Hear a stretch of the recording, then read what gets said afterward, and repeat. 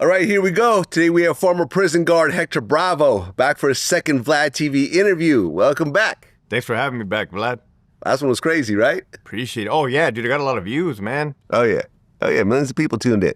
For sure, dude. Yep. People are interested in CDCR and what's going on behind those walls. Yeah, I mean, you're basically the expert on Vlad TV when it comes to these types of matters. So, what I want to talk about, which we didn't really cover last time, was the Menendez brothers. Now, you were actually guarding them when they were locked up. Correct. Okay, what's your experience with them? Initially, when I got to Richard J. Donovan Correctional Facility in Donovan, there was only one brother. I'm not sure which brother of the brothers was there, but there was only one at the time, Bravo Yard, which was Sensitive Needs Yard. The other brother was in Mule Creek State Prison. And the warden at the time, he wanted to have his name on this to reconnect the brothers. So he brought them down, and then they were reconnected.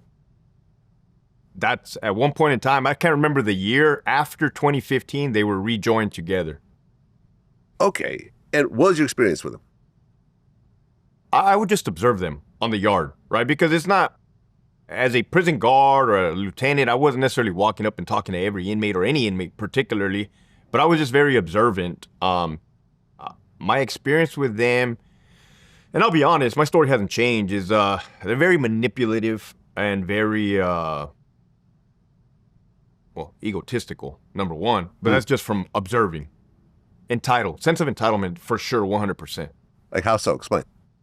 So let's say, and this is when they eventually got moved to Echo Yard, which is a level 2 non-designated program. There's always like church services or news media showing up to the prison. You have to be on a list of inmates to be able to attend whatever ceremony. If they were not on the list, they would always be right there trying to gain access into an inaccessible area where I would be like, hey, dude, you're not signed up. Leave. Right? So it's always trying to be up in the front, trying to be on the cameras, always trying to talk to the big wigs. When in comparison to other inmates, that's not how other inmates act. They kind of know their place.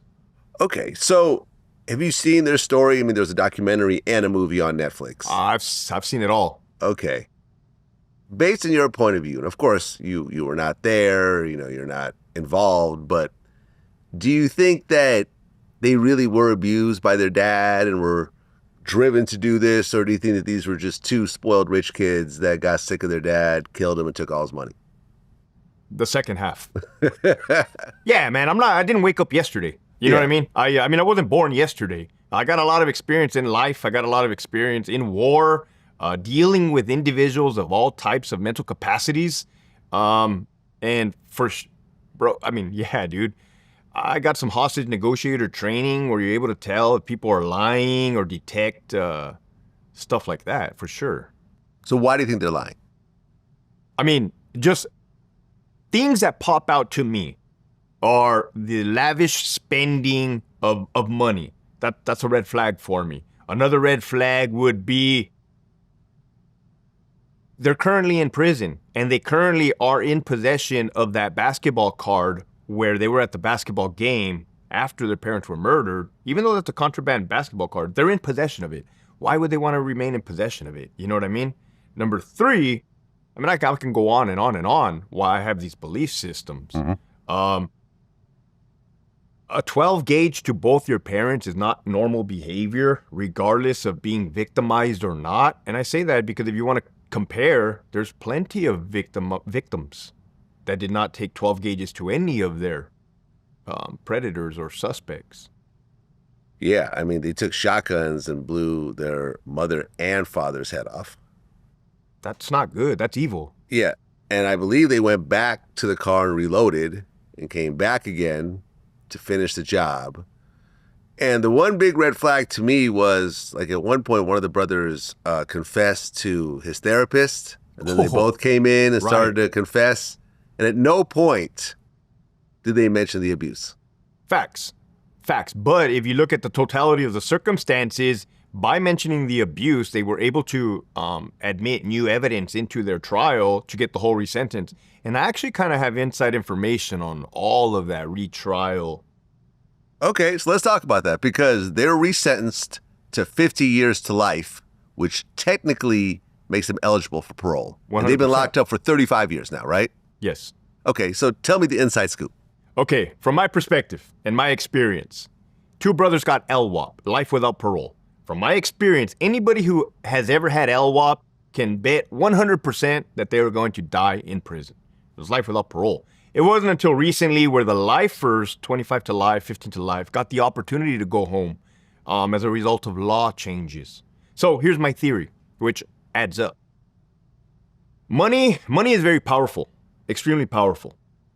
If you have celebrities, who do you have? Kim Kardashian, you got Rosie O'Donnell, you got these people, they have money, speaking up on behalf of the brothers. I once heard, somebody once told me, Hector, the rich cannot change the laws, but they can hire people that will not enforce the laws. Meaning the DA of Los Angeles at the time, George Gascon, right? They can't change the law, but they can manipulate the law. And we've been seeing a lot of this. And, this year that we're in is 2025, and the people have finally awoken. I believe that people with money got into people's ears in political powers, maybe governors, maybe judges, maybe DAs, and said, hey, these guys need to get out, right? These guys need to get out at all costs. Which in turn, they introduced the new evidence into the new trial, right? But I got the inside scoop. One of the brothers, Lyle, was weekly and/or bi-weekly getting caught with contraband cell phones while incarcerated. I mean, every other day, you're patting them down, you're finding a cell phone, right? People say, oh, well, what's the big deal, Hector? It's just a cell phone. No, not when the media, not when the state, not when the Board of Prison Hearings, BPH, is saying, hey, these guys are rehabilitated, they've helped other inmates, they're great for society. But here's the kicker. Do you know what happened to those write-ups with the cell phones? Disappeared? They disappeared. Wow. They disappeared. And I know that verbatim, the names of the people that made them disappeared. I used to work with these guys. And those guys are not corrupt per se. Those guys are not taking money in the pocket. They're just not the brightest individuals following orders. Okay, because if they had all those write-ups, that would affect their parole board hearing. It would look a little different. Yeah. If you had 20 write-ups for cell phones, that would look a lot different than what the media is portraying. And that's a fact. And I have documentation to prove that. Okay, so when is the actual parole board going to hear their case? When? Yeah. I think they had pushed it back. They had pushed it back for like 60 days or August. So it's coming up. So how do I think it's going to play out? Yeah. I 100% believe that the BPH parole board is going to grant the parole. 100%. Without a doubt in my mind. Without a doubt in my mind. We could even go back to this freaking episode. Okay. Because there's so much like public outcry and so forth? No, because it's all corrupt. It's all corrupt. And now, I'm not saying they don't deserve a chance of freedom, but what I'm saying is if you're going to do it right, and do it fairly across the board, because there's lots of inmates with LWOP. Well, I interviewed Michael Franzese, who was the former mafia captain. He spent 11 months in jail with Lyle Menendez. And he said they had talks during this time. I guess they were cellmates. And he said that, Lyle told him that his dad abused him and went into details and everything else like that. This was a private conversation. From his point of view, he felt that he was believable. Do you feel that he really was telling inmates or what was happening, or did he come up with a story and he just wants to tell it to people to try to get the story down? Or my opinion is that the later. That's just my opinion, and I have a very strong sense of reading people, extremely. And let's just say that parents did abuse them. That doesn't give you the right, per the law, to blow people's heads off. Yeah. Whether or not they were abused, which I personally don't think they were. Right. That does not give you the green light to off somebody. Right. They were also at an age that they could leave. Weren't they college age at that point? They could have just moved out of the house. I saw the Netflix documentaries. Yeah. I mean, I don't know if that's real or not, but Lyle was 21 and Eric was 18. Yeah, that's just they could have moved out of the house. Correct. They could have gotten an apartment. They could have stayed with friends. They could have gone to college. And then, in the video, it showed that they slept with the safe, the money, the will. I mean, there's motive behind that. There's definitely motive. Yeah. Well, we'll see what happens, but I think you're right. I think they're going to get, 100%. released. I mean, what's the point of having all this build up and then just womp womp? Recently, they just also passed a law where LWOP, or they introduced a law where they want LWOP to be eligible for parole, life without parole to be eligible. So then you have to wonder and just pay attention. Why are they forcing these laws? I mean, do you agree with that law or no? I will agree with any law as long as it's applied fairly and equally across the board. Anything in this law will be applied fairly or no? Nothing I have seen is applied fairly in my experience. So basically, high-profile people with life are going to get out, and those that no one's heard about will probably keep doing life. More than likely. Got it. Well, you did a video about this, the Tory Lanez stabbing. Yes. Explain to me what happened from your point of view. From my point of view, he was a CCI, Tehachapi, also known. From what we have gathered through our experience is that it was an SNY yard, sensitive needs yard, because had it been a general population yard, it would have erupted in a race riot between black inmates and Mexican inmates. But the fact that it wasn't, the suspect was Mexican, Tory Lanez being Tory Lanez, suffered, I forgot how many stab 14 stab wounds. Yeah, that's not, to be taken lightly. And then got sent out to a hospital, which is normal procedure. People getting stabbed and sent out to the hospital is common practice. Right, he was airlifted to a hospital that was like 40 miles away or something like that. They didn't necessarily call an helicopter because he's a celebrity. I'm assuming the wounds appeared severe. Yeah, both of his lungs were collapsed. Yeah. I mean, I saw the video. Like, that guy was trying to kill him. Yeah. That was not like a warning stab. That was like, I'm trying to kill you. Yeah, there's a video that was released. The video of the stabbing? Yeah. I haven't seen it.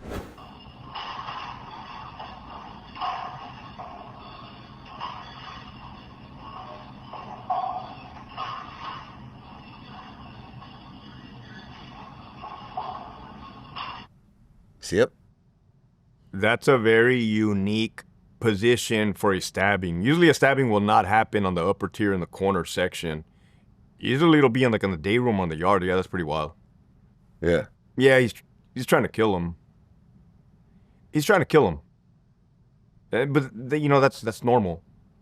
That's common, especially these days in 2025. Maybe people have the misconception that if you have money or that if you are somebody or have influence that you're not going to get touched. So where Tory was at, was that PC? Correct. Because the guy that stabbed him was a child molester. 100%. / murderer. That's another reason to confirm that it was a PC yard. So was it all PC or was it mixed or? When they mix, they wouldn't look mixed like that. It would be all PC. Okay, so all the child molesters, all the snitches, and all the celebrities are all right there with each other. Facts. Okay. Yeah, not necessarily intermingling. Usually the child molesters are on their own, playing the guitar in a little circle. Okay. The dropout gang members are doing their thing. Okay. You know what I mean? And it's kind of everybody they to click each their up. own. They click up in there. Okay. So I had heard some stories about this situation. I don't know if they're true or not. But the story I heard was the guy who did the stabbing, the Mexican guy, had a girlfriend on the outside that he was, calling all the time and so forth. As they were, changing phones, Tory, I guess, felt that the girlfriend was flirting with him. So Tory, not being a guy that's been in prison very long, who doesn't really think out, all the steps of, your actions, went to the guy and said, hey, I just want you to know that your girlfriend's flirting with me. So apparently, the guy talked to the girlfriend and she said, oh, no, that's not what happened. He was flirting with me. Ooh. So here's this guy with his, head, running all types of crazy thoughts, wondering who to believe and whatever. Tory's probably thinking, oh, I did the, I'm doing the right thing. I'm looking out for the homie. But the guy went and got a knife and tried to kill him. Does this sound about right? It does not sound abnormal. It sounds very likely. Okay, so you've seen these types of situations. You see all kinds of situations. That sounds very likely. And it's kind of one of those things where you can compare it to on the streets. If you see a man beating a woman, which is his girlfriend, and you go to intervene, you can start getting beat up too, which you probably, but at the same time, that woman will probably still go back with that man. You know what I mean? So in prison, people do not need excuses to be violent. People almost wait for excuses or wait for moments. I mean, they're alpha males, they're predators. Not all, but you hear what I'm saying. The environment is built on a predator environment. You start mixing in females, which is, human nature, weapons, ego, mental health issues, drugs. Oh, you get that. Like, how many of these inmates that are doing life actually have girlfriends on the outside? A lot. Really? A lot, yeah. Matter of fact, that whole Menendez topic we just talked about, I'm probably going to get a lot of backlash. They have a lot of fans, which is unbelievable to me. Yeah. It's okay, so you got this guy doing life in prison who has a girlfriend on the outside. Yes. And she's trying to maintain this relationship with this guy. For Yes. what reason? It varies, man. It varies. And I've gotten to know some of these people. It varies. If you're in a high-ranking gang or prison gang organization, in the past, they used to be to benefit the gang. Pass messages, pass between gangs. Companionship. There's females out here in the world that lack companionship, and they find it in there. That's a thing. It does happen. Right. Yeah, these guys got all the world, all the time in the world to cater to her needs and her emotions, Let me tell you this, Vlad. Not only do they have girlfriends, but they have numerous girlfriends. Numerous girlfriends. Man. Well, yeah, that's actually how R. Kelly got caught up.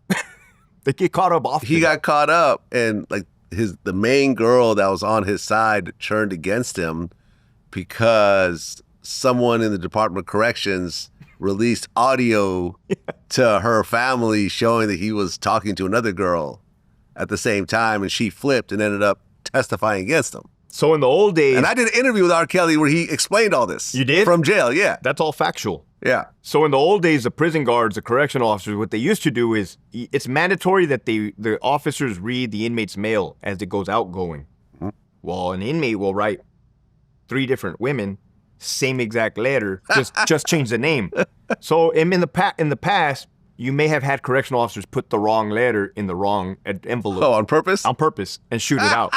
That would happen all the time. So Mary would get a letter that said Judy. And hey, Judy, you're the love of my life. Judy would get a Catherine letter, and absolutely. Catherine, God knows what she's getting. That's a thing. Wow. That's a thing. So this is how prison guards just entertain themselves sometimes. Yeah, you got to realize it is a messed up environment. And I've come to realize that more since I've been away from there. I mean, like, I was talking to one of my regular guests, BG Knockout, yesterday, and he was saying how, when you look at prison guards, he's been locked up for 10 years. They all go to prison every day. Now, they get to come home, but, guys that are, doing 20, 30 years, as employees of the Department of Corrections, they're really doing 20 years in prison. They just have the option, well, not the option, but they get the chance to go home at night. But the next day, they're right back in prison again with all the prisoners. Facts. So does being a prison guard, is it kind of like being a prisoner in a way? In a way, but not necessarily. In a way. I've come to realize that prison guards are unique individuals, meaning a lot of us are not all there. You know what I mean? And it possibly takes somebody to not be all there to want to show up at a prison every day and earn a living. It's not conducive to positive behavior.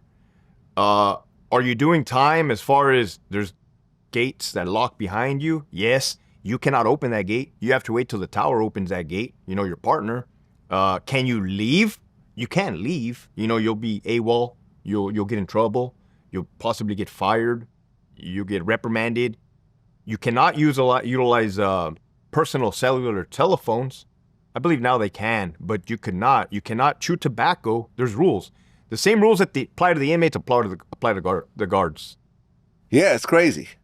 It's absolutely crazy because I had an internship when I was in college at Intel in Folsom. So in that town was Intel and the Folsom Prison. Those are the 2 biggest companies. So everyone I met either worked for Intel, worked for the prison. Yeah. So, I mean, it was interesting sort of seeing it, It seems like a lot of times people just take those jobs because they're local and they're available.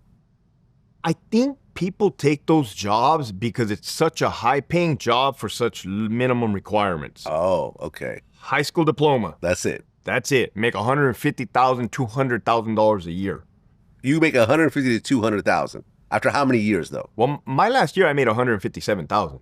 That was how many years of employment? After 16 years of employment. A lot of years, though. And I wasn't even cranking out the overtime like these other guys. That was all through involuntary overtime, meaning I got forced to stay extra shifts. What was the most you've seen a prison guard make? A lot. A lot. Upwards to the late 200s, close to the 300s. Like 275. Around approximately 260. Wow. But you got to understand, they're living at the prison. They're living at the prison. Yeah. Yeah, they're doing tons of overtime. They look all shot out, man. They're huffing and puffing as they're walking to their car. Literally. I've seen old, big COs stop halfway, breathe, catch their breath, and then continue to walk the rest of the, not even that far of a way. Yeah. So, the guy that stabbed up Tory, what do you think will happen to him? Oh, nothing. Nothing. Really? When I say nothing, I mean, I'm comparing it to the past. In the past, he would get charged with attempted murder. He would go to the hole, I'd say, I don't know, 13 months, 12 months, shoot term. I guarantee you, I don't even know for a fact, I guarantee you that inmate that stabbed Tory Lanez, wherever he may be right now, I guarantee you he's back on a regular yard. Really? Well, 100%. That's just the climate of the department right now.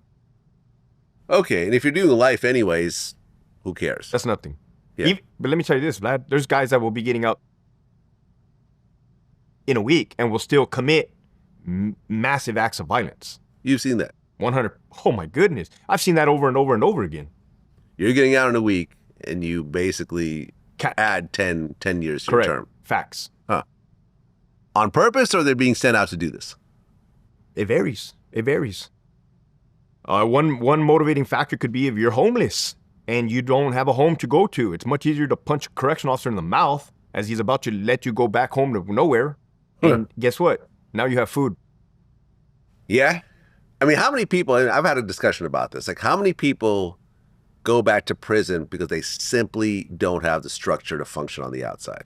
Well, you got to remember Prop 57, AB 109, all the laws changed. So it's not like before where people used to leave prison, reoffend, and go back. They changed the laws, so now you're seeing them as homeless people, drug-addicted people on the streets. It varies though, man, because what are the options of you getting out? You can go back to your life of crime, or you can get the help. I've seen both. Yeah. So, with Tory Lanez, clearly they're going to separate these two. Clearly. It will be documented enemies. There's a form 812.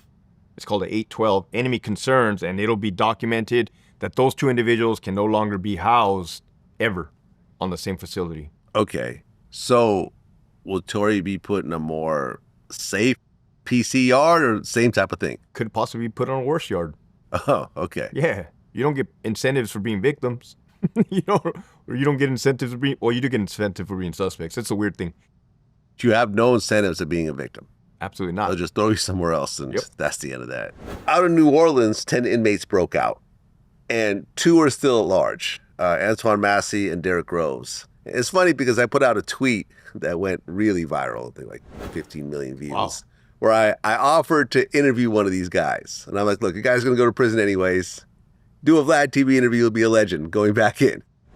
Bunch of people called me, by the way. I had like 50 different emails and texts and stuff like that. I don't know if they were actually real or not. I felt like it was a little shysty because, I don't know, people were asking for money. And I'm like, well, if I pay for the interview, am I technically paying the escaped inmate and I can get charged? Because one of the grandmothers of one of the escaped inmates, I think, sent him like $5,000 and got arrested. Oh, wow. Yeah. That's aiding and abetting. Basically. Yeah. So I don't want to do that. So, and I didn't even know if it was real or whether people were trying to hustle me. Have you seen escaped inmates during your time? Yes. How many times? Not that many times. Usually they were called walkaways where they, oh man, San Diego had a huge one. He was a level 4 inmate on a level 3 yard. He was out at the hospital. This was during COVID where we were giving him the mask, the inmate, the mask, but the mask had the metal part over the bridge of the nose. To form it, he utilized that out at the hospital, Alvarado Hospital, on the 4th floor or the 5th floor. And it was a TB room, so no correctional officer could be inside due to precautions, health precautions. They had a little monitor, black and white, grainy monitor. They said they couldn't see, because I knew both of the officers that were on duty. The inmate utilized the nose piece and picked his handcuffs, picked his leg restraints, and went out the window.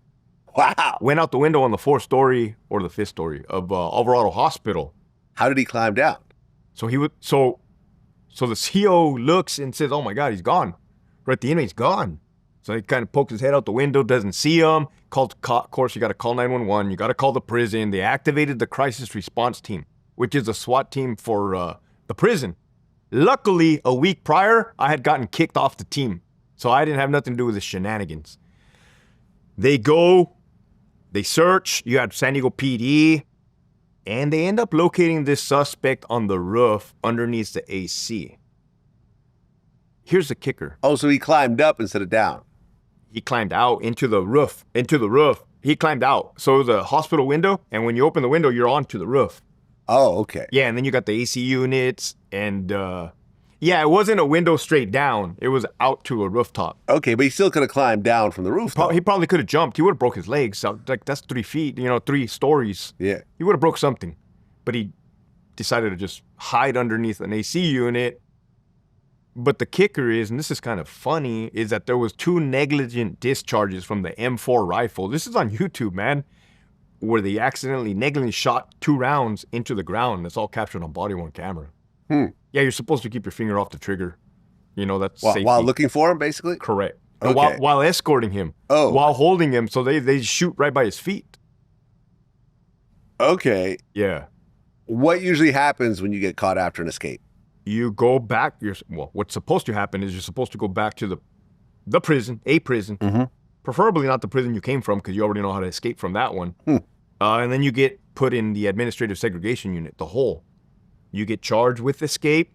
It goes in your file. And from here on out, it is in the best interest of staff to send extra officers every time that inmate is transported elsewhere, or a sergeant. Okay. And a sergeant. So basically ensuring that he's not going to be able to escape again. Correct. Okay. Do you think they'll find these last 2 guys? Yes. Yeah. Yeah, if you look at the majority of the escapes, and since the last time I spoke with you here, California had a major escape. Inmate named Cesar Hernandez. He was a level 4 GP 180 inmate, which is the most secured inmate. He fled to Tijuana. He outran the cops. He outran the COs. He fled to Tijuana, where he murdered a female police officer by the name of Abigail Reyes or something like that. And he was apprehended in Mexico. So now Mexico has possession of him and will not release him until he serves his time for the murder of a peace officer over there. Well, I mean, you've had situations, for example, Whitey Bulger Yeah. and Jeffrey Epstein, who died in prison. Yeah. 2 very different situations. Well, for example, Jeffrey Epstein, there was a lot of conspiracy over whether he was killed because he was about to expose a bunch of billionaires and so forth. The new head of the FBI said he went through all the tapes. I guess there are tapes of the situation, said that he killed himself. Okay. Do people ever hang themselves and it becomes a little bit gray area as to whether they were killed or actually took their own life? No, usually the hangings and the suicides are you could tell that they hung themselves. And some of the ones I've come across are, they can hang themselves from the light fixture inside of the cell. What they use is their bed sheets. They'll cut the bed sheets, they'll make a nice little noose out of it, and they'll hang themselves. One of the gnarliest ones I've seen is the inmate got on his knees. He was an Asian guy. Actually on the same yard that Suge Knight is currently on right now. A-yard Donovan.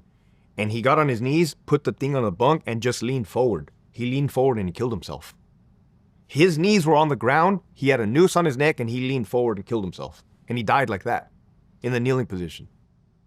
BG Knockout said that he saw this one inmate who made a noose and put it in the toilet and just kept flushing it and then just kept tightening it until it finally strangled him. I don't quite understand it, but it was really nasty the way he made it sound. I think maybe the only way that would work is if you jam the toilet. Yeah, So that's what I nothing think. can come back Yeah. up. That's pretty gross. Yeah. You could probably drown yourself and simultaneously choke yourself at the same time. Yeah, it was pretty crazy. There's another one where the guy did a swan dive from the top bunk, head first into the toilet. I don't think it killed him, but it messed him up extremely bad. But I think it broke his neck. Well, the Whitey Bulger situation, he was like almost 90 years old, and they put him in I guess, like a transportation area where they're supposed to ship off different members, and there was another mafia guy in there that basically beat him to death. I mean, to the point where, like, his eyes were gouged out, his tongue was almost cut out. Like, they didn't even, like, realize who it was. It took them a while to even figure out, like, he was that messed up. You think that was done on purpose, or do you think that it was an accident? Purpose. But going back to your question where you asked me, are there ever suicides that appear to be a gray area where it'd be something else? Not suicides, but overdoses. Overdoses, there's gray areas. Huh. There's certain gangs, such as the Mexican Mafia, other gangs, that will distribute what's called a hot shot, which is a lethal dose of heroin. And they'll get their victim extremely high and continue to get them high until they die. So that's an overdose, but not a suicide. Okay, but the Whitey Bulger situation, you think that someone there allowed that to happen so he would die? I believe it was a mixture of current policy, current procedure, and the correctional officers were acting on. I don't think they purposely did it as far as maybe they got paid to do it. I think the circumstances of the prison created that opportunity. What do you mean? I mean, we're mixing them here in California. We're mixing inmates that should not be mixed. Earlier, I told you that Tory Lanez has a enemy concern with the suspect that stabbed him and that they should never be housed in the same facility. Well, I know for a fact that at the prison I worked at, they housed two known enemies on the same yard and one murdered the other one, gruesomely, on video. So I'm not saying that there's mistakes being made, but there's mistakes being made at the request of higher ups. Really? Yes, 100%. You mean the warden? Warden, higher than the warden, associate directors. I don't know the chain of command in those prisons, but 100%. I've seen all this with my own eyes, and I have documentation. Okay.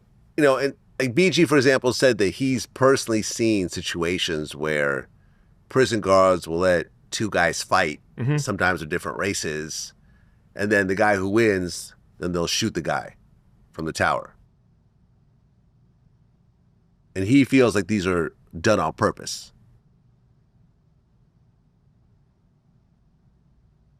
I have let guys fight on purpose, right? But nobody was getting shot afterwards. They would usually come up to me and say, hey, can we handle something real quick? Yeah, handle it. Fucking make it quick. They'll go off to the side of the bunk beds. They'll fight.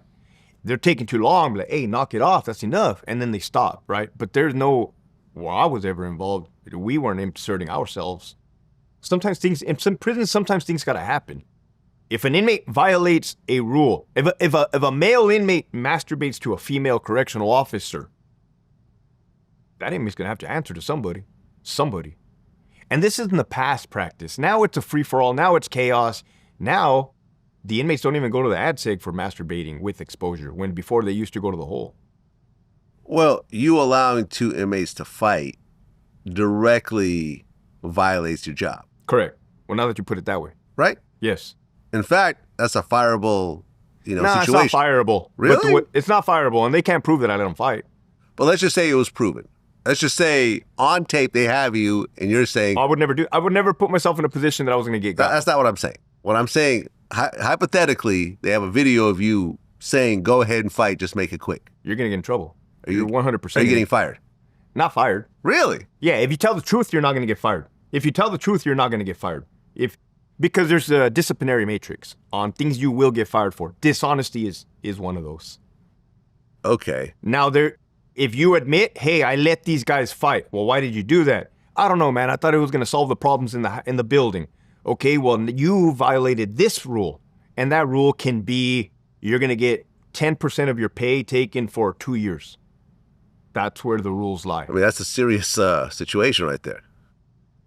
It gets worse. Yeah, does it happen? Yes. But not that often.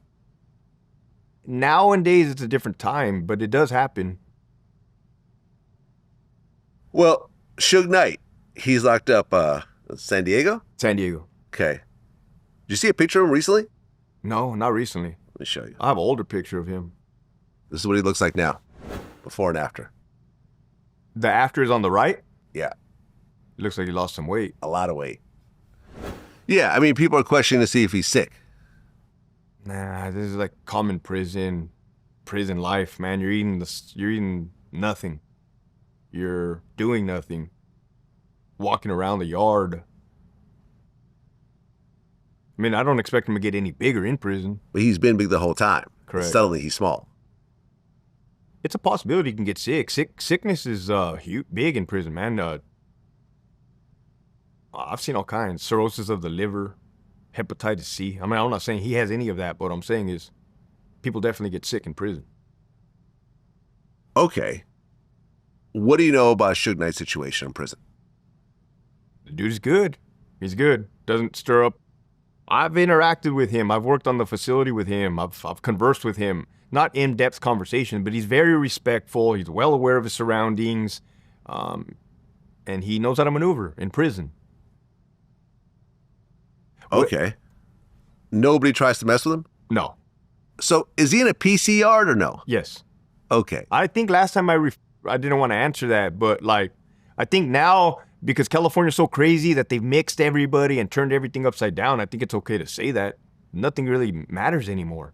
Well, it makes sense, right? I mean, he's very high profile. Yeah. If you put him in general population, God knows, like, yeah, some Tupac fan or some Biggie fan who thinks he somehow has something to do with it. And respectfully, you know, if there's levels to PC yards, some more wilder than others, he's on a more tamer one, meaning like there ain't much weird stuff going on in that yard. Well, he's older now. He's in his late 50s. He's always been respectful, man. He's always been straight shooter. Right. I mean, he claimed he was blind. I don't know about that. He saw me just fine. Well, in court, I think he came in with a cane or trying to... He did have a cane. Yeah, something like that. I wanted to ask him about Snoop Dogg buying out Death Row, but I didn't get that opportunity. Well, I guess there was a lawsuit by Terry Carter's widow. That's the guy that he ran over during the whole incident. And I guess it ultimately got settled and probably not a lot of money changed hands. And his widow said, I'm not happy with the outcome of it all, but I don't want to give him another opportunity to put on a clown show and act like a bitch. Maybe somebody will shank him in jail. Nah, not going to happen. It's not going to happen. And you want to talk about why would Tory Lanez get stabbed and not Suge Knight? Tory Lanez is not on the level of Suge Knight. Explain. I mean, if you hear the stories, I mean, Suge Knight has that reputation. He has that reputation, you know, of allegedly hanging, who was it, Vanilla Ice off the balcony. Which didn't exactly happen, but... It did or didn't? I interviewed Vanilla Ice about it. Yeah, I mean, he had a talk with him on the balcony, but he didn't actually hang him on the balcony. Regardless. What he did, though, was, you know, Vanilla Ice came back to his hotel room with 2 bodyguards, and Suge and a bunch of his guys were already in his room. And I think, like, Suge ended up taking one of the bodyguards' gun and smacking him. So, you know, I mean, there is some stuff in there. Eazy-E. Yeah. So... I know, and now that we're on the subject, reputation is huge, and reputation is huge in prison. And reputation and how you conduct yourself will make you more of a survivor. You know, I had a comedian on here, Ali Sadiq, from Houston. He did like 10 years in the feds. And he talked about a situation where one of the guards that didn't like him made him strip search, like in front of everybody. And that to him was like the thing he hated the most. Like, he just did not want that situation to happen. And when it happened, he basically made plans to kill the prison guard. And it got to the point where he was getting ready to stab him, and then a bunch of his guys like took him aside and said, listen, don't do this. And then the prison guard kind of caught wind, he transferred out, and that was the end of that. But, the way he described, he had stabbed other people. He talked about a whole stabbing incident where a guy made a gay joke and he stabbed him in the shower. So he seemed like he was dead serious about this. How often have you seen inmates attack prison guards with a knife? Often, Vlad. Often. You actually saw it? In a 16-year career, yes. How many times have you seen this personally? Once directly involved, right? Other than that, responding. So you got blood on the ground, you got stabbed people, and you got down inmates. But I don't know if I shared it the last time. Not only was the inmate stabbing the officer, the inmate tied the knife to his hand using bed sheets, you talked about so he this, couldn't drop it. They do not need a reason to stab an officer. They do not care about the repercussions. As a matter of fact, the one I was involved in, he told us, "Oh yeah, I wanted the cops to shoot us. I wanted the control booth to shoot me and kill me." So some people just might be suicidal and want suicide by cop. I mean, he wasn't suicidal. I can totally understand that dude's. Yeah. I can totally understand him wanting to stab and kill a correctional officer for making him strip out, or for him perceiving that he was being belittled, because in prison, inmates don't have much. What they do have is their dignity, their honor, and their word. If you violate any of those, then that's all they got. I mean, do you see prison guards doing that type of stuff? Like, listen, I just don't like this guy. I'm going to embarrass him in front of everybody.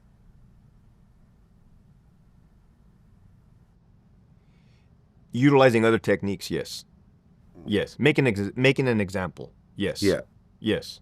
But when you said he made him strip out in front of everybody, conduct an unclothed body search, we have done that in emergency situations. Everybody strip out right now. But I guess what you're saying is a little different. He just pointed him out by himself. Yeah, that's not good, man. That's common sense. You don't want to do that. That's all bad. All right, so that prison guard knew what he was doing. 100%. I had interviewed Ali Zoe Adam. He was one of the founders of the Zoe Pound from Miami. And he talked about a situation. He got into a prison fight and he threw hot oil on the prisoner during the fight.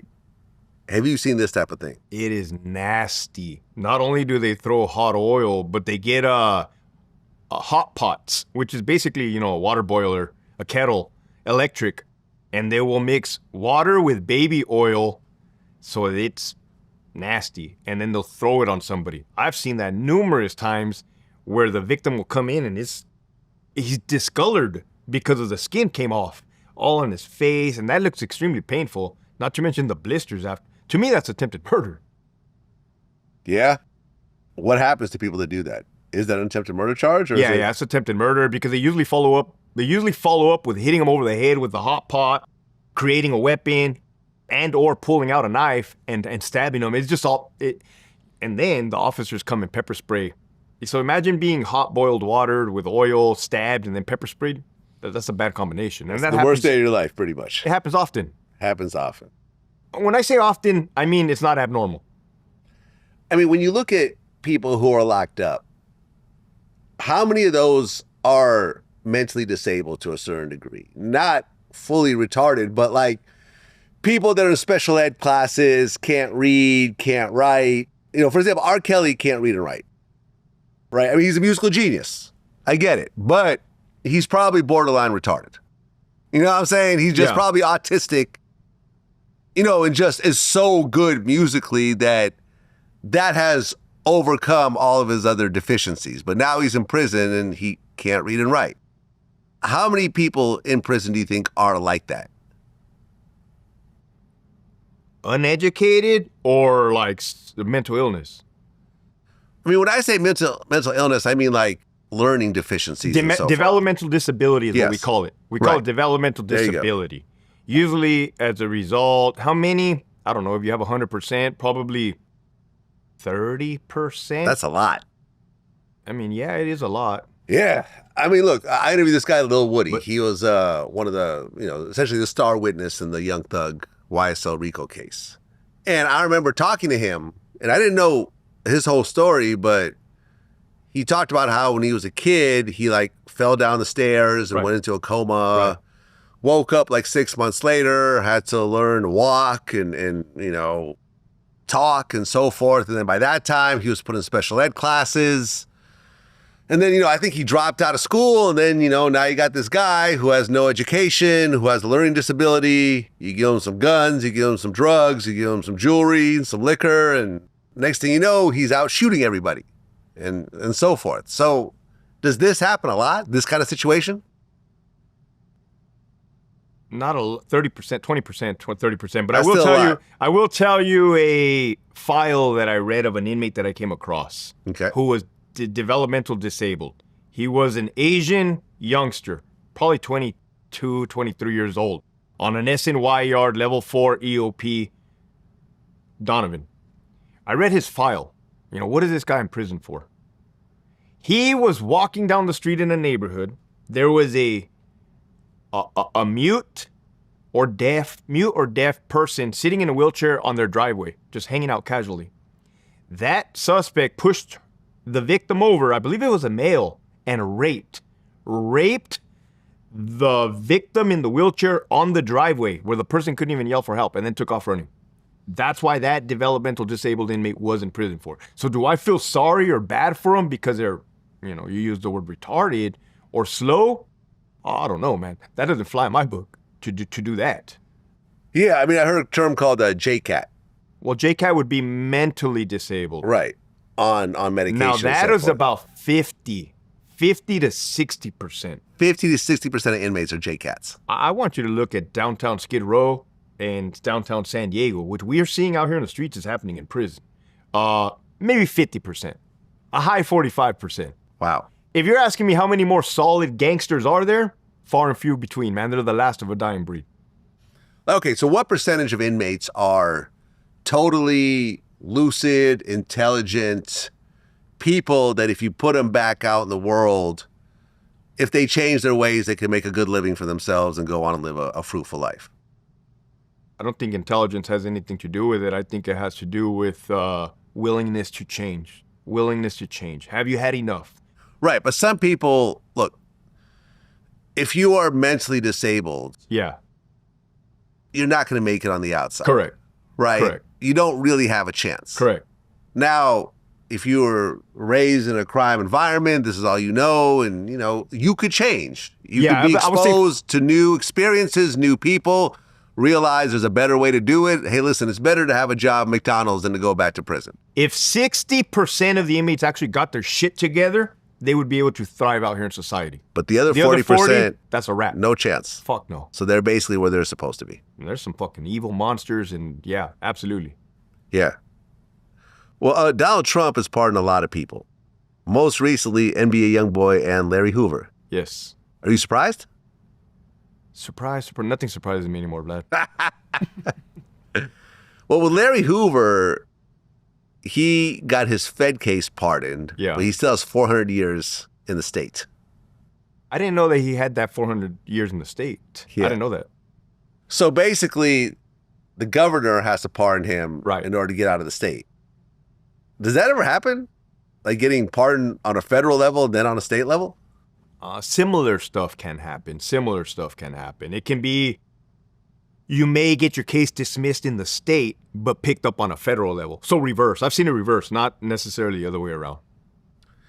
I mean, when you look at a Larry Hoover, let's see how old he is. 74 years old. It's pretty old. He's been locked up for like 50 years. Yeah. He's in a supermax. So he's really under the worst conditions, pretty much. Do you feel like someone like a Larry Hoover is really a threat to society at this point? He's leader of the, he was the leader of the Gangster Disciples, but that was many decades ago. No, I don't even think the Menendez brothers would be a threat to society. So you think letting him out is no problem whatsoever? Who? Larry Hoover? Yeah.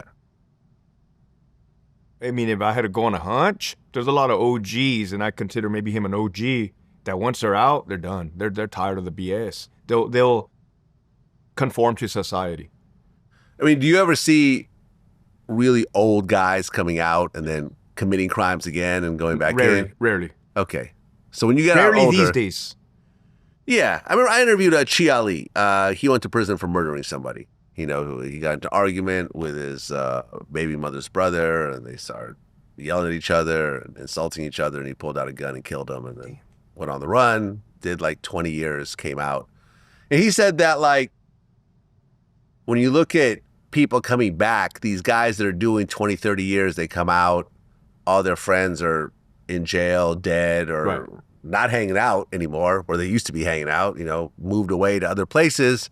They don't really go back to their old ways. They're really trying to just settle down. Even the guys who commit murders and so forth, once they get out, they pretty much calm down and live out the rest of their lives. Is that what you mostly see? So you remember the movie Shawshank Redemption? Everything kind of seemed like long-winded. Like, hey, you're a convict. You're doing long stretches of time. There's not that many people left doing long stretches of time. A lot of people have gotten released. You do have your people that are still doing long stretches of time, 30 years, 20 years. But it almost seems like the system has sped up. So it's chewing people in, spitting them out. And you know what I mean? As opposed to long-term prison. Do you think that's good or bad? Fuck, dude. I believe the United States needs to stop going on both sides of the spectrum and meet right in the middle. When we've talked about the three-strike laws, you know, it's excessive when you put a guy away for life for holding up a liquor store or a stick of bubble gum. That's excessive. 3 strikes, you're out. Yeah. LWOP, I think everything has a part as long as it's distributed equally and fairly. Well, R. Kelly is trying to get a pardon from Trump. He's claiming that prison guards are trying to kill him. I guess he just overdosed recently. I don't know whether that was a prescription or from illegal drugs. Do you know about this case? He said, or it said, that the officers gave him a lethal dose of medication or something like that. Do you believe that? Well, you got to understand something, lad.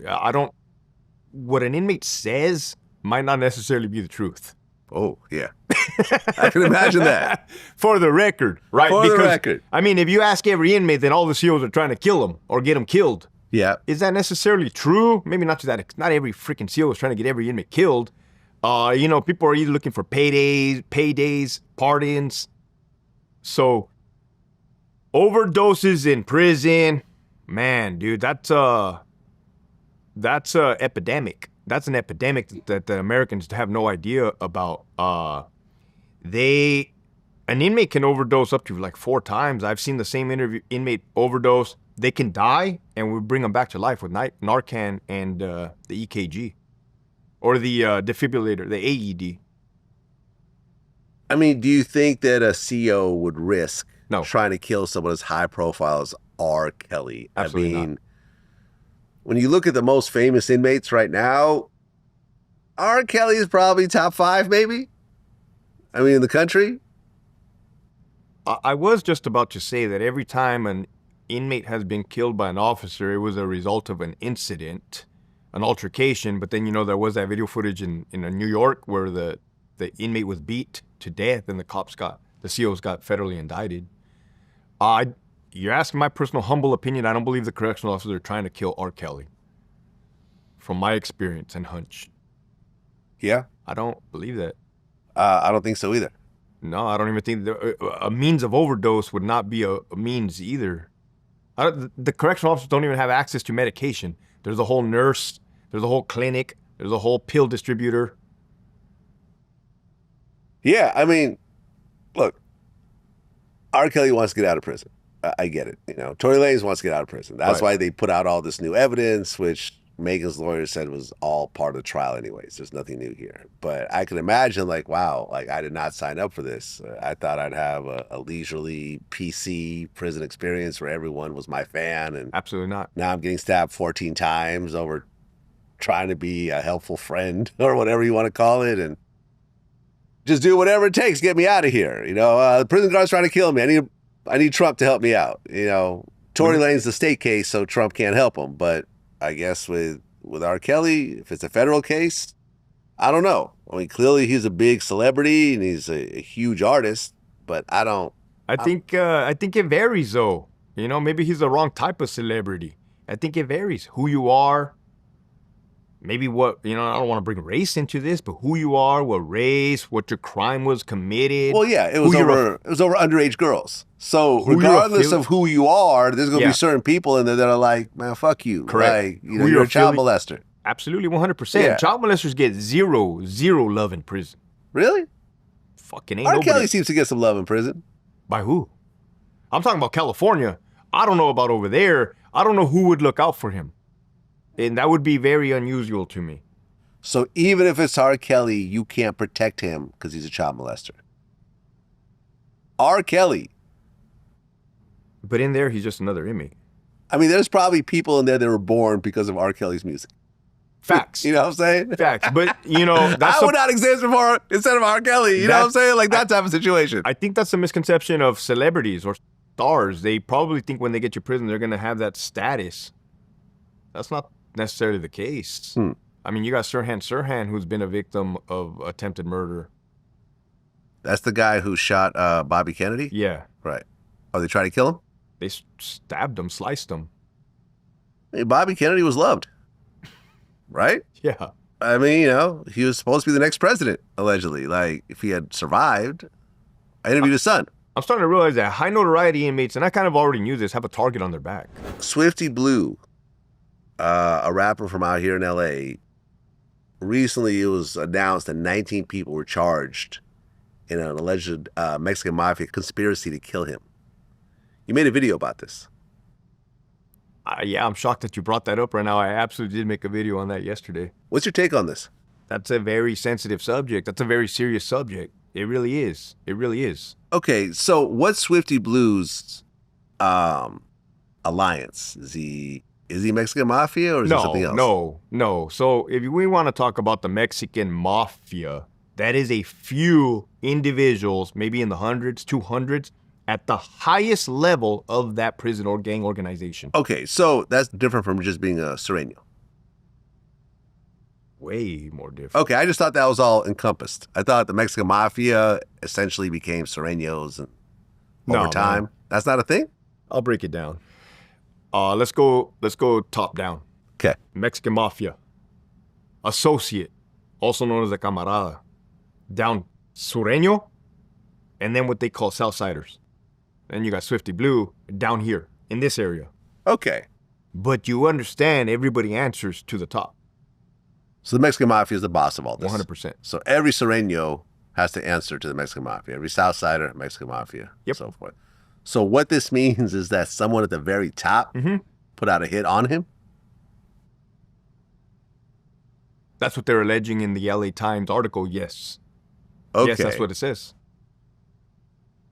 The people that are charged with this, are they already in prison? It said, it named 10 people, or 19. Half of them were in prison, the other half were not, which is not uncommon. So let me show you how crime works in prison. You'll have the guys inside a prison on prison yards, let's say a general population, active. They have cell phones, contraband. They are in communication with gang members on the streets. They tell them what they want to happen, when they want it to happen. So guess what? Now you're conspiring. Now you are working hand to hand. So that's why you'll see in these indictments, individuals that are incarcerated getting rolled up in these RICOs as well as people on the streets. They're working in cohesion through means of communication. Well, what was the alleged hit over?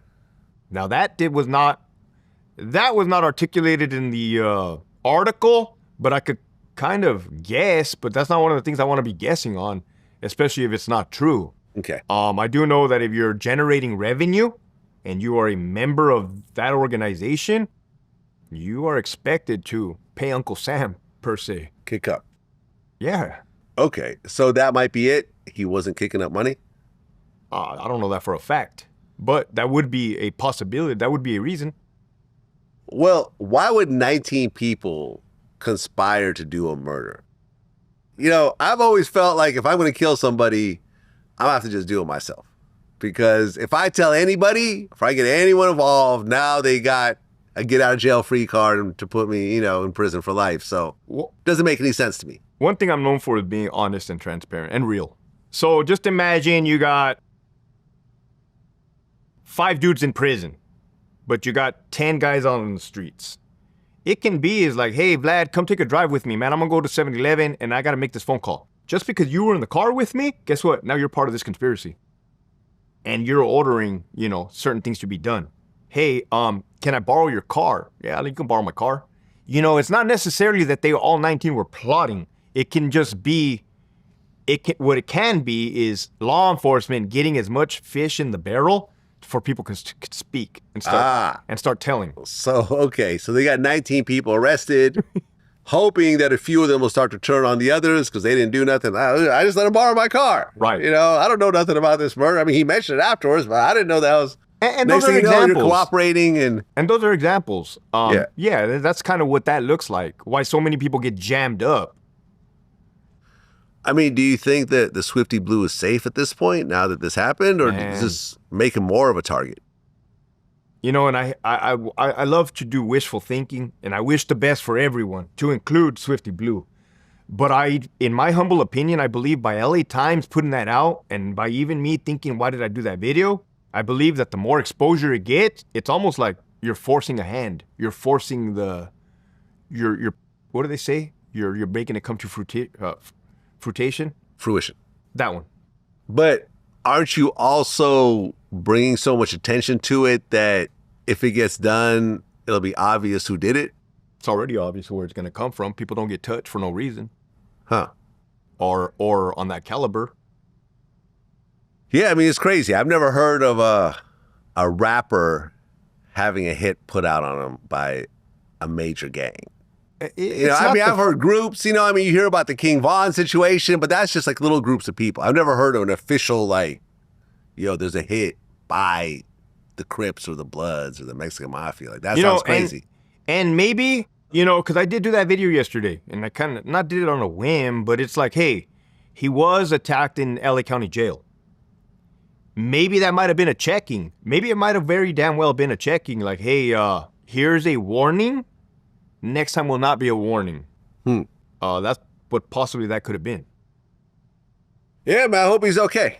Correct. He's been on No Jumper a few times. It's my friend Adam's podcast. So, yeah, I don't want to see anything happen over just being a rapper at the end of the day. Like, right. It's crazy enough just doing that without. But it's a fine line, man, when you start when you start saying certain words or organizations on your rap music, you just now blended the lines. Yeah, I mean, for example, I interviewed Lefty Gunplay. Mm-hmm. Oh, yeah, you have. Yeah. And, listen, he's like the one LA rapper who's like going to just diss, everyone from the North. Right. And, he stands on that. And he's gotten a lot of, popularity because of it, but also, like, he can't go to San Francisco to do a show and so forth. You had commented about Lefty also, right? I am very familiar with these rap artists. Yeah, I mean, look, I interviewed Lefty right before he showed up on Kendrick's album. Okay. So, he suddenly went from a popular LA rapper to, okay, he's actually known worldwide now. But, yeah, I mean, he was involved in a whole bunch of stuff, and, he has a whole bunch of beef with both, Northern California rappers as well as other LA rappers and so forth. I mean, it'd be interesting. It'd be interesting. Like, if someone like him got locked up, what do you think would happen? He just got done from being locked up. But if he went back... but he wasn't popular before, or was he? I mean, he was still the same individual. If he went back, he would be fine, I think. I mean, if he survived the first time, I'm pretty sure he knows how to navigate the second time. Yeah. Yeah. Yeah, man, I hope he does well. But let's hope he doesn't go back. I mean, for nobody to go back. Yeah, I mean, you see all these situations where he's getting arrested before shows. So, I'll be honest with you, man, and we are on Vlad TV, dude. I myself have 14 years of sobriety. I've not touched alcohol in 14 years. Congrats. Why? Because I know that leads me to trouble. I see a lot of these individuals, a lot of these artists, and I'm like, man, if they would just stop. Yeah, no, he was drinking during the interview. He was? Yeah, every maybe 15 minutes, he'd walk over, grab the liquor, take a big swig. I mean? Yeah, he was really late. I mean, listen, at the end of the day, we're used to stuff like this, but yeah. I mean, look, I'm not going to say who it is because we didn't do the interview, but we had this one artist that came in and they were just so high out of their mind. And they're like slurring their words and like trying to stay awake. And then Then they start getting covered in sweat. Oh man. And like, you know, his girlfriend's giving him like a towel and he's wiping the towel and the whole towel is drenched. Yeah. And, you know, he goes to the bathroom. The girlfriend comes out. She's like, I'm so sorry. I'm like, it's fine. I got it. You know, like, and this is someone who got out of jail recently. Wow. And yeah, I mean, I've had people that were high that pushed through interviews. I mean, at one point, even like Jay the Youngin, he threw up in the middle of the interview. No and came way. Back. Yeah. He said, "Oh, I'm high off perks." Like he literally said it. But I've never had anyone be so high that they couldn't even finish the interview. Yeah, This is a first for us, and I'm not going to say who it is. You know, people in the comments can figure it out, maybe or not. I'm not going to say who it is. All kinds of people guessing. You know, but yeah, man, the drug use is crazy. Like, It's self-medication. I mean, in prison, what percentage of the inmates are getting high? 80. 80%. I thought you were going to say like maybe 20. No, 80. 80%. Yes. I want to say heroin, but heroin kind of got phased out with fentanyl. Fentanyl, meth, spice, bath salts, Suboxone, what is that, wax or whatnot? Cocaine? Cocaine, it's mostly the hard drugs because they're not going to mess around. You know what I mean? They're going to get straight to the point. Well, cocaine is not a hard drug. Why do cocaine when you could do meth? You know what I mean? Why? You know, it's like... Okay. I never thought about it that way, but all right. Well, I mean, if you're going to be paying or risking getting caught or smuggling, they're going to go all the way. Okay. So what percentage are actually addicts, you think? Oh, shit. Now, that's a different story or a different question. I would say 40 to 50, maybe 40, 50. Wow, so almost half the people are addicted in prison. Yeah, dude. It's serious. It's fucking serious. So the drug trade is that established in every prison. Are there any prisons where you just can't get drugs at all? The drug trade is not a problem in the California Department of Corrections and Rehabilitation. Are there any prisons where there's no drugs at all? I don't believe it. Really? Even during COVID, when it was completely locked down, they were still getting overdosing. Are they using drones now? Drones. Is that the main thing now? That might not be the main thing, but the way that drugs come in is through visitors, through visiting, corrupt staff members, drones, and the mailroom, through mail. But the drones, in the middle of the night, somebody will park and fly the drone and drop a football filled with cell phones, tobacco, chargers, lighters, dope in the middle of the yard. In the morning, an inmate will go out, pick up the football, and walk back to his building. The officer just sees it. He just sees the football. Doesn't realize what's inside of it. Ah, that's the trick. Or other means of camouflaging items. Yeah, that's crazy. How often do these guys get caught trying to drone and stuff? Often. Often in the point, there are active measures to detect. We have other outside law enforcement agencies, Border Patrol, where we will receive telephone calls in the watch commander's office. Hey, just to give you a heads up, there's a drone flying over your institution. Cool, thank you. You let the officer know, hey, go outside. Do you see it? Cool. Do a security check. Go walk the yard. See if you see anything. Well, since our last interview, Big U and a bunch of Rolling 60s were arrested and charged. You know about this case? Yes. I know Big U personally. You do? He's been on my show. We've kept in contact. Cool dude. Nothing bad to say about him at all. Never a negative interaction on any level. I was sad when I heard this. What's your take on this whole situation? It's a 43-count indictment. God damn, that's a lot of indictment. Yeah.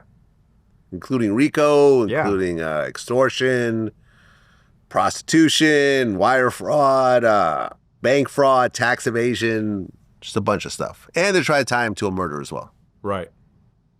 So what's your take on this? Well, when you tell me that and knowing some of the details, it's like, and being a former law enforcement officer in the Department of Corrections, it's almost like law enforcement will let you get away with something for so long until they finally, hatch down on it. And then they got you on all these counts. Whether some of them are true or not or stretched, it doesn't matter because there's so much crimes that have been committed and or alleged to have been committed that you're now going to have to fight for your innocence. I know they say you're innocent until proven guilty, but let's be realistic. I mean, I've been in jail 3 times and you're actually guilty until proven innocent. Yeah, I hope he pulls through it. But I mean, he's in his late 50s at this point, and you know what? Vlad. Realistically, social media has not helped any of these people in their matters. A lot of people talk an awful lot, and this is just me watching. I'm very careful with what I say. Maybe I may have slipped here or there, but I'm very cautious to not slip up. But I also try to live a good life where I'm not jeopardizing my freedom. Well, yeah, I mean, he's reportedly representing himself after his lawyer quit, based on lack of communication and so forth. Have you seen inmates represent themselves? I actually interviewed one that represented himself right out of prison, right out of a life sentence. And I said, how the hell did you do that, man? He said he went to the law library, read all the books, read all the laws, put together everything, typed up everything, and submitted it and won his case. But he didn't actually go to trial. Who's that? The guy you're talking about. Or did he? Yeah, he went to trial. He went to trial. Yeah. And he represented himself. Right. I don't know how you would even do that. I mean, I don't advise it because you really have to know what you're doing, which I don't. Well, yeah. I mean, in the middle of the case, you can say, I object. And then the judge will be like, no, you can't object. Like, that doesn't apply here. There is that saying, the one who reps himself says the idiot for a client. Have you ever heard that? No. You never heard that? No. The individual that represents himself has an idiot for a client. Yeah. So that's the only reason why I would never represent myself if I ever got jammed up. I mean, I know lawyers that wouldn't represent themselves when it came to certain legal matters, because lawyers, you might be a great lawyer, but you're not a great litigator. And that will change everything in a court. So just from watching TV, man, I know not to represent myself and to invoke my Fifth Amendment. Just from watching TV. You had a situation where there were 2 search warrants issued against you by the feds? California Department of Corrections and Rehabilitation. So the state? By their Office of Internal Affairs. Okay. And what was this search warrant for? So the reason, I quit in December 2022 so that I can speak freely without fear of retaliation. I knew what the department would still come after me, but I also knew that they would have to break the law in order to come after me, which is exactly what they did. They subpoenaed Google, the company, which falls under YouTube or the umbrella YouTube. Right. And they said, we need this individual's email account, information to his bank account, his address, to his phone numbers, his messages, because he is a current employee of our department and has violated policy. Google, not knowing any better and trusting a law enforcement agency, divulged that information to them. Once they had that, I don't know what they found. There's really nothing in there. They were able to secure a search warrant telling the judge that I have committed numerous felonies. I haven't committed any felonies, Vlad. That's a fact. I have not committed any felonies. But out of Monterey County and Kings County, 2 search warrants were originated into my personal email account. A violation of my First and Fourth Amendment. That's a fact. What are they looking for? What they're honestly looking for is people who are leaking video footage from inside of the prison that may or may not be received by me. Well, if you received it, you're not breaking the law. Correct. Like, you could receive a bunch of stuff. Correct. Now, if you say, listen, I'm going to give you $1,000 to give to an inmate to film a bunch of stuff and then send it to me as an exclusive, then yeah, you can be charged. You can't break the law in order to get footage, but if someone that you don't know or you do know takes it upon themselves and sends you a bunch of crazy footage. I've never even confirmed that anybody sent me video footage. I find all my video footage on Reddit. Okay. So yeah, what they cannot do is illegally access my email account to try to catch employees. So what's the plan? To sue them? That is a part of the plan. Okay. I do have, legal representation. Okay. That's not okay. I feel violated. You know what I mean? That's not okay. Not that I got anything to hide in my emails, but to me, an electronic search warrant is no different than them coming around and snooping around my house. It's a little different. Well, I understand It's that. a little different. I understand that. I'll But take the electronic search warrant over getting my house torn up. I would choose neither. Yeah, but I mean, yeah. But if I had to choose one, Yeah, go through the email. right. I got nothing to hide. Don't rip apart my couches, I got nothing to hide. looking for whatever. Well, you're actually on United Gangs of America, season 2, which is on Vice TV. And you talked about the Mexican street gang, the Fresno Bulldogs. Yes. AKA BDS or FBD or F14. Yes. Why do they call it F14? They had called it the F14 because they had branched off the Norteño gang. And the Norteños represent the 1-4, the X4. Okay, The 14th letter in the alphabet. got it. As opposed to 13, which is The M. the M. Exactly. So what did you focus on in this episode? What I particularly focused on was the wrongful integration of Fresno Bulldog inmates onto yards that had their enemies housed on there. And who are their enemies? Sureños and Norteños. Knowing it was going to result in violence and chaos. How deep were the Fresno Bulldogs on this yard? 11. 11 gang members versus the Norteños and the Sureños. Because currently in California, actually since 2015, the Norteños and Sureños have formed an alliance to say. At one point they were mortal enemies. But this is only in prison, right? Correct. In the street, It's fair game in streets. fair game, yeah. Okay.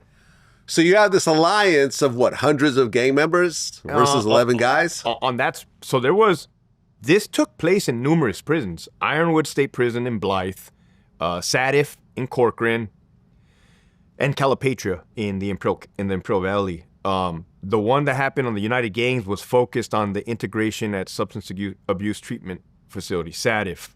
So I believe the odds were 11 Bulldogs versus 40, 50? So 11 to 50? Right. And didn't that lead into like a hunger strike and a bunch of other crazy stuff? What that led to is a few individuals almost getting murdered and seeking medical treatment. It also led to managers, associate wardens getting placed under investigation for simply following the orders to mix them. Now that we're bringing more awareness to the public, hopefully the outrage grows louder. In terms of what? That the California Department of Corrections and Rehabilitation needs to start doing the right thing per policy and preserving life. I mean, how well do these organizations, have intelligence? Like, do they really know, okay, I know for sure this guy's this gang and this gang, and we gotta almost do a puzzle piece to make sure that they're not housed with these guys, but then again, they got beef with these guys. Okay, so this doesn't work, and it's almost like musical chairs in a way. You know what I mean? Because if you talk about a gang has 5 gangs they don't get along with, like, how do you keep track of that?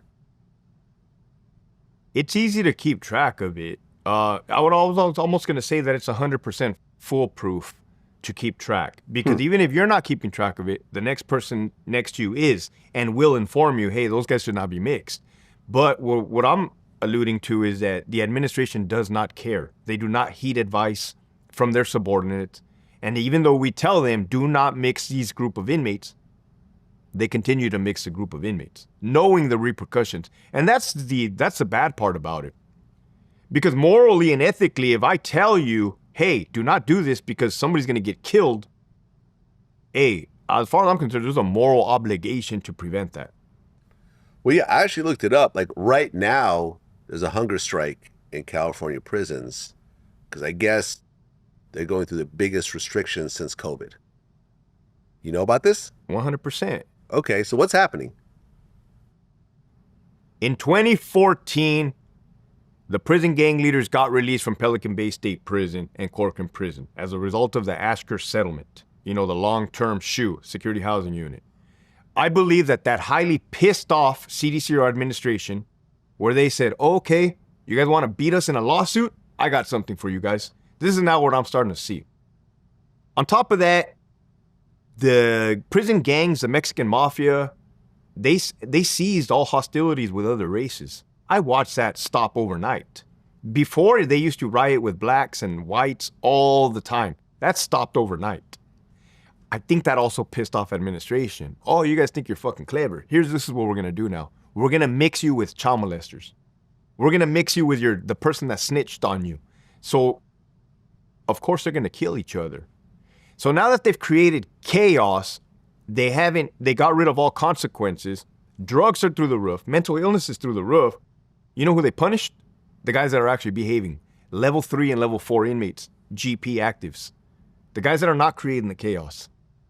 And that's why they went on the hunger strike saying, hey, you guys are punishing us throughout the state. We have nothing to do with this mess that you created. So what are the punishments exactly? They're on lockdown. No visits, no tablet access. They have iPads now, similar to iPads. Mm-hmm. No visits, probably no yard recreation activities, no day room. They're on lockdown. Okay, so now they're going on a hunger strike. Yes. How effective is this? Hunger strikes are extremely effective coming from a former lieutenant that knows the ins and the outs. Hunger strikes are extremely effective. Really? CDCR headquarters fears hunger strikes. Why?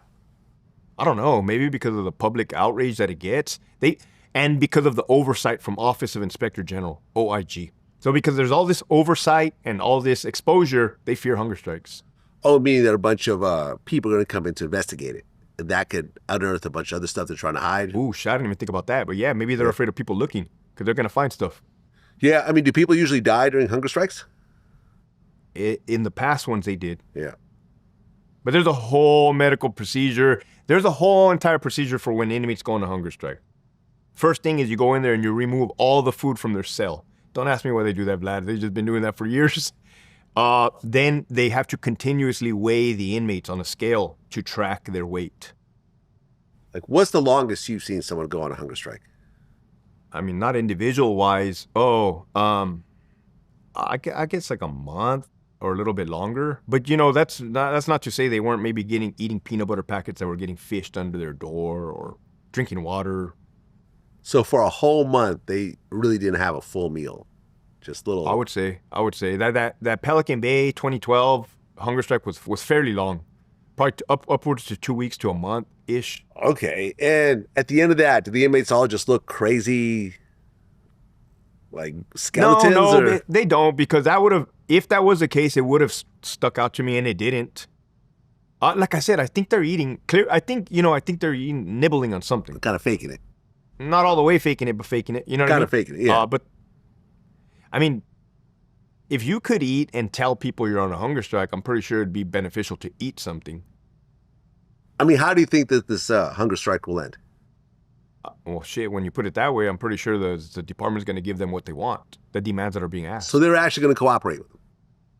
All they do is cooperate. Huh, okay. Yeah.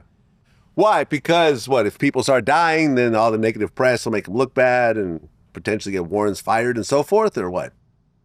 The California Department of Corrections and Rehabilitation and the CDCR administrators are like two parents that shouldn't be parents raising fucking children that shouldn't be raising children. Okay. They have created a fucking disaster for everybody else. Huh. And that's a fact. Hope it works out, man. I hope it works out. Yeah. Yeah, I quit. Well, that's what it is. Hector Bravo, man. Always a pleasure when you come in here, man. And, having an actual OG prison guard really break these things down, I think is important because everyone always thinks they know how it works and so forth. You were actually there. And I love how you just break down, the myth versus the actual facts behind everything. Yeah, bro, I got documentation. I appreciate you for always having me on here, man. Of course, man. It's a great experience. Thank you, man. Till next time. Peace.